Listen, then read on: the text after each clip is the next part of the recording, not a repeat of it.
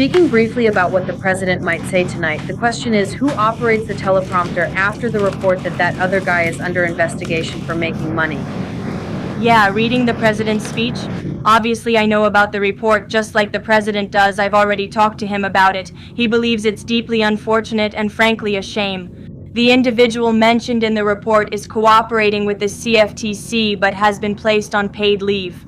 We will have a teleprompter operator tonight, of course, but unfortunately it won't be the one mentioned in the article. Thank you very much. A question from Sky News. Can I switch to Iran, please? And specifically the attack on Manapa School. 120 children killed and 26 of their teachers were killed.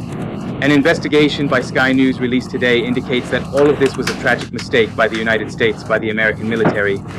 So, could you please explain why the president keeps saying it wasn't America when he actually didn't?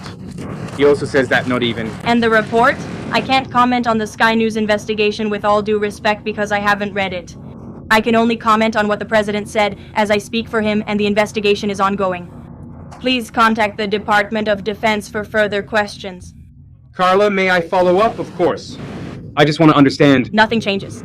I just want to understand why he constantly says it wasn't us, we didn't do it, when all the evidence and, in fact, the preliminary report. And we spoke with a military informant who said this was human error. That's the president's opinion, and at the same time he said that the War Department is investigating the case. We refer you to them for any questions related to the investigation, which obviously has not yet been released. The president feels this way because he knows very well that our armed forces always act in good faith and absolutely never target civilians or children. On the other hand, Iran is well known for killing women, children, and innocents for a long time, so you should focus on that in your reporting. I have a question about Senator McConnell, but first about Iran. President Trump has authorized attacks on Iran almost every day this week. Do you and the White House describe the negotiations as being more at an impasse or essentially completely over? Well, I spoke with the president about this as recently as an hour ago. Iran continues to talk a lot with the United States of America and says it wants to make a deal with us because they are suffering devastating blows from our armed forces. The reason, and this is important for the American people to understand, the reason for the recent attacks over the past few days is because Iran violated the Memorandum of Understanding that we signed with them. Specifically in the Memorandum of Understanding that they acted on, weren't they supposed to avoid firing at commercial vessels passing through the Strait of Hormuz? Unfortunately, they made the tragic decision to do that.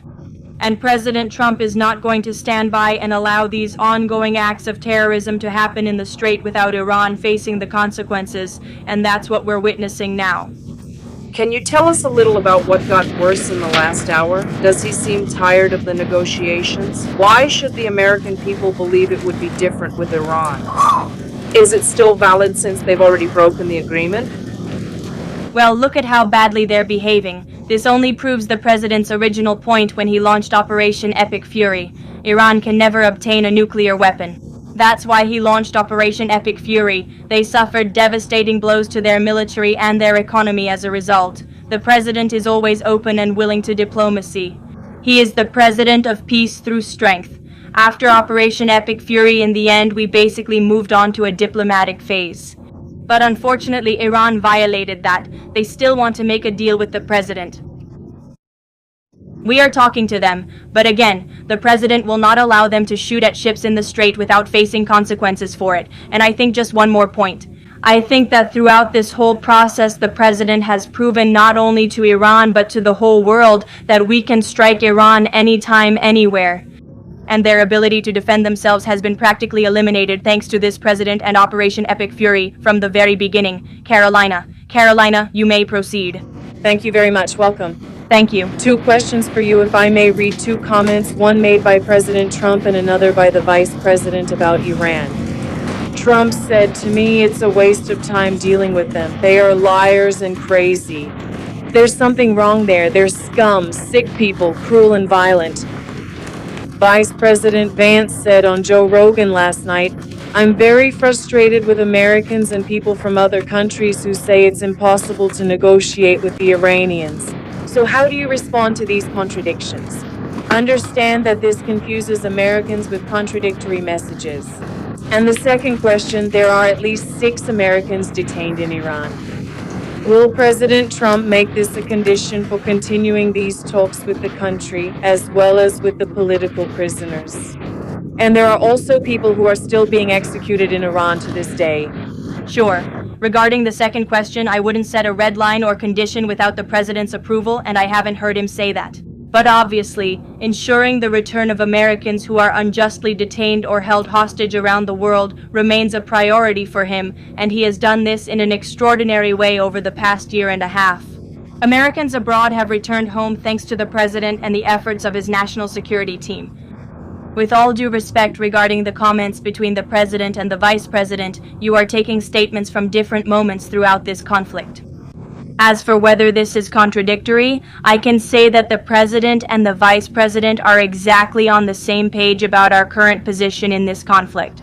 The fact that you see elements of the Iranian regime willing to make a deal and others who are not so willing shows that Operation Epic Fury was incredibly effective because we neutralized their ability to communicate. They are now a fragmented system and are no longer that strong and powerful terrorist state they were before this operation, which was one of the ultimate goals. We will continue in this process, and as I said, the president will hold them accountable when they fail to follow through on what they tell the United States. But he is always open to diplomacy at the same time. Thank you. Caroline, of course, go ahead. With the increase in Houthi attacks, we have seen a decrease in commercial traffic through the Strait of Hormuz. Are they doing now to make it easier?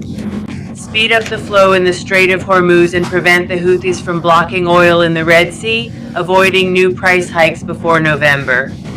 Of course. Well, those are two separate questions. First, let's look at the situation in the Strait right now. We know there is a presidential order blocking ships entering and leaving Iranian ports. This has been fully implemented and is in effect. The blockade was reimposed because Iran did not comply with its agreement with Bourgeois. More than 10,000 American sailors, Marines, and aviators, 2 aircraft carriers, 20 warships, and dozens of planes are carrying out the blockade mission at this very moment. In the first 24 hours of the blockade, U.S. CENTCOM redirected 2 regular commercial ships and disabled non-compliant ones.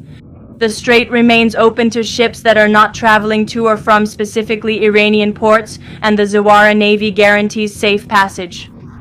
Regarding fuels, oil costs about $80 a barrel or even less. Before I came here, that was the price.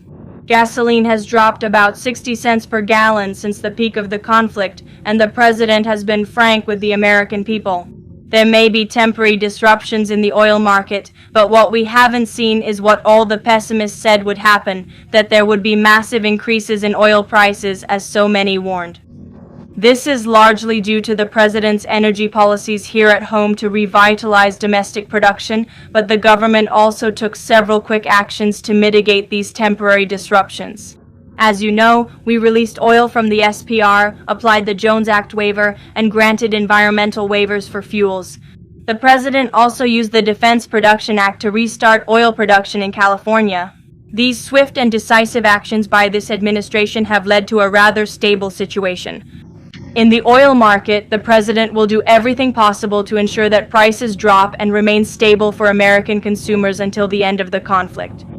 Americans must remember why we do this: to prevent Iran, a terrorist state, from obtaining a nuclear weapon. Against IBM Manewa facilities in Erbil, threatening American personnel and the Kurdistan region, one of America's closest partners in the Middle East. What is your message to those responsible? And do you continue to stand by your loyal ally in the Middle East and at least help them defend themselves? Who started the attack? Are you saying it was Iran? Well, I think I've already addressed this issue earlier when I said that Iran unfortunately has shown that it is violating the promise they made to the President of the United States. They are paying the consequences for that in the attacks that the President authorized in the past few days. Thank you very much for watching this video until the end. Support our project and contribute financially through the Pix key that appears on your screen. We are an independent channel, focused on keeping you informed with the truth. Your contribution helps us keep going.